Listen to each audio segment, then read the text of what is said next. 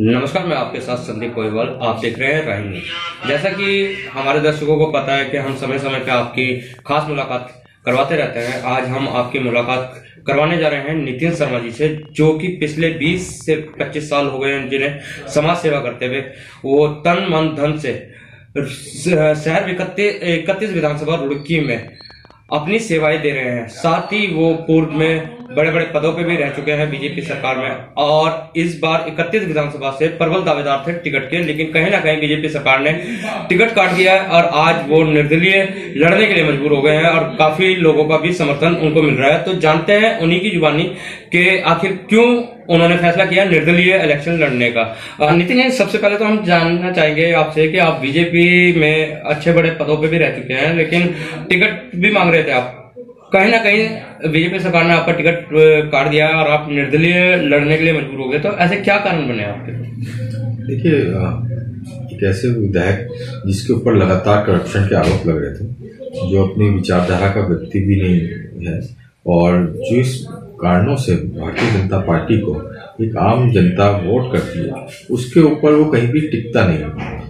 जिनके ऊपर उनकी शिक्षा को लेकर, उनकी डिग्रियों को लेकर उनके ऊपर सवाल उठाए जाते हैं, उनकी कार्यप्रणाली, उनके समय में सड़क ही चोरी हो जाती है, जो कि एक मेरे ख्याल से पहला ही ऐसा मामला है, और लगातार करप्शन के उनके ऊपर आरोप लगते हैं। और ऐसे ही व्यक्ति को दोबारा से टिकट देना, तो सभी लोगों में, सभी कार्यकर्ताओं में बड़ी निराशा हुई है और हमको भी बहुत गहरा दुख हुआ है। लेकिन कहीं ना कहीं विधायक प्रदीप बत्रा जी जो हैं, वो तो अपने विकास कार्यों के बड़े बड़े दावे करते हैं। बड़े बड़े, अभी आपने देखा होगा कि उनके गाड़ियों पे होल्डिंग भी लगे हुए हैं और वर्चुअल भी बता रहे हैं लोगों को कि बहुत बड़े बड़े विकास कार्य करें हैं। देखिए, क्या कार्य किए हैं। मेरे ख्याल से 15 साल से विकास पूरा ठहर गया है। यहाँ की आप सड़कें देखें, सड़कें उन्होंने वहीं की बनाई है जहाँ की ऑलरेडी सड़कें बनी हुई थी।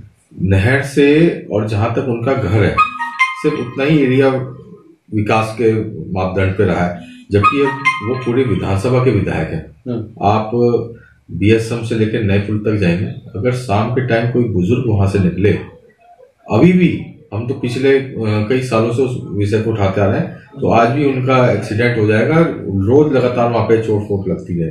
4.5 साल तक रेलवे स्टेशन वाली जो रोड है, उसके लिए लोग संघर्षरत रहे। कितने लोगों की वहां पे चोटें लगी हैं, कई लोगों की तो वहां पे मृत्यु भी हो गई वहां पे एक्सीडेंट होकर। आज 6 महीने पहले जाकर वो सड़क बनी है, जब इतना आंदोलन, तो लोगों को सब चीजें याद है ना। यहाँ की स्वास्थ्य सेवाएं इतनी लचर क्या कर पाए हैं। 10 साल जो आप प्रतिनिधि रहे, विधायक रहे, तो ऐसी सरकार में विधायक रहे जिसकी प्रदेश में भी और केंद्र में भी सरकार रही है। विकास के लिए इससे ज्यादा उपयुक्त माहौल आपको और क्या चाहिए था। लगातार ना तो वो विकास के मॉडल पर, ना अपनी विचारधारा, जो पार्टी की विचारधारा है उसके ऊपर कहीं टिकते हैं, और इसीलिए हम लोग आज उनके सामने चुनाव लड़ने के लिए विवश हुए हैं। आप ये इतने पुराने संघ से भी जुड़े हुए हैं, साथ ही पार्टी से भी है, तो आपको भी बोझ हो रहा होगा। आखिर क्यों आपने ही निर्दलीय फैसला किया है, या और किसी पार्टी से भी ऑफर आएगी तो आप उससे लड़ोगे? देखिए, भारतीय जनता पार्टी में हम जिस विचारधारा को मानते हैं, वो विचारधारा के समीप हमारी भारतीय जनता पार्टी गई, तो हम उसलिए वहां से टिकट मांग रहे थे, और कोई भी पार्टी उस विचारधारा के करीब नहीं है। इस वजह से हम किसी और पार्टी में काम नहीं कर सकते। तो निर्दलीय लड़ेंगे आप जी। जनता का कैसा सहयोग मिल रहा है आपको? जनता का बहुत स्नेह और आशीर्वाद मिल रहा है, और मैं उसका बहुत बहुत ऋणी हूँ इस रुड़की की जनता का, और उनकी जो भी अपेक्षाएं हैं मेरे से, मैं उसको पूरा खड़ा उतरने का प्रयास करूंगा। आप जैसे निर्दलीय लड़ रहे हैं, आपके क्या अपने एजेंडे हैं, किस मुद्दों पे काम करेंगे आप रुड़की के लिए? देखिए, रुड़की का संकीर्ण विकास, यहाँ की सबसे पहले किसी के भी क्षेत्र के विकास में वहाँ की रोल मॉडल वहाँ की सड़कें होती हैं। उन सड़कों को इस तरह का बनाएंगे कि अगले 5 साल बाद हम जब चुनाव में जाएंगे तो उन सड़कों को लेके जाएंगे कि हमने इस तरह की सड़कें बनाई। यहाँ का स्वास्थ्य विभाग, आज भी रात को अगर 9-10 बजे कोई व्यक्ति बीमार होकर सरकारी अस्पताल तक पहुंचता है, तो यहाँ से उसको ट्रांसफर किया जाता है, यहाँ से रेफर किया जाता है। एक तो व्यक्ति बीमार है, उस पर समय कम है, और यहाँ से ट्रांसफर करे तो कितनी उसकी जान पे बन के आ जाती है। तो यहाँ पे उस आधुनिकीकरण इस अस्पताल का किया जाएगा कि कोई भी मरीज यहाँ पे आता है, यहाँ से रेफर ना हो, यहीं पे उसका इलाज हो। तीसरा, शिक्षा। रुड़की को शिक्षा नगरी के तौर पे जाना जाता है। शिक्षा नगरी सिर्फ उच्च शिक्षा पे है, जो यहाँ की IIT है, जो केंद्र सरकार के पर चलती है। जो किसी भी जगह की जो प्राइमरी शिक्षा होती है वो वहाँ के बच्चों की नींव होती है। प्राइमरी शिक्षा यहाँ पर बहुत डल हो चुकी है। यहाँ की सरकारी स्कूलों की, सरकारी स्कूल बंद होने के कगार पे, रामनगर में एक स्कूल बंद भी हो गया है। क्यों बंद हो गया? क्योंकि वहां पर बच्चे कम आ रहे हैं, वहां पे इंफ्रास्ट्रक्चर नहीं है, वहां पर बैठने के लिए चेयर्स अच्छी नहीं है, टॉयलेट्स अच्छी नहीं है, पानी नहीं है। जब इन व्यवस्थाओं को आप लोग नहीं दे पाएंगे तो सरकारी स्कूलों से बच्चे मुंह मोड़ेंगे। एक आम जनता के ऊपर आर्थिक बोझ पड़ता है जब वो किसी प्राइवेट स्कूल में बच्चों को डालता है। तो इस तरह की शिक्षा व्यवस्था देंगे कि पूरे प्रदेश में एक रोल मॉडल की तरह ये जाना जाएगा। जी, तो आपने इतना रोल मॉडल प्लान तो तैयार किया हुआ है, लेकिन मौजूदा विधायक जो प्रदीप बत्रा है उनको किस तरीके से आप टक्कर दोगे? आपकी रणनीति क्या होगी?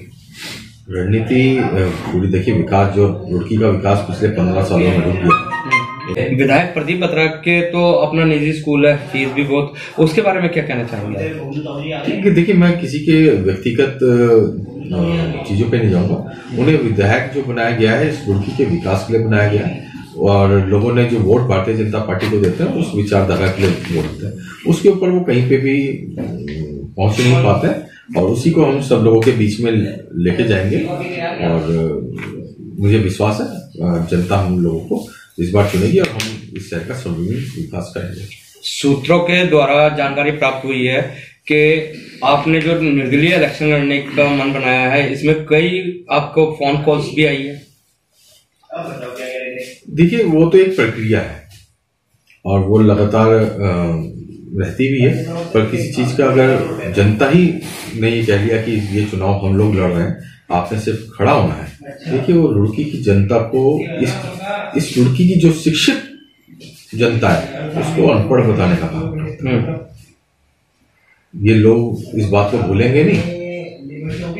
एक शिक्षित नगरी को, शिक्षित लोगों को अनपढ़ बताने का उन्होंने काम किया है। ये लोगों के अंदर तक बात गई है, और लोग जो यहाँ की सम्मानित जनता है, सम्मानित शिक्षित जनता है, वो आने वाले चुनाव में विधायक जी को जवाब देंगे। आपके पास धमकी वगैरह भी आई है? किस चीज की धमकी? नितिन शर्मा, धमकियों से कोई फर्क नहीं पड़ता।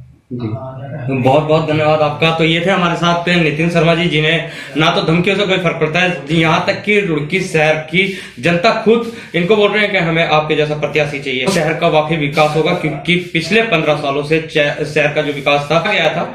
इसी के साथ बने रहिए आप राही न्यूज में। मैं आपके साथ संदीप गोयल।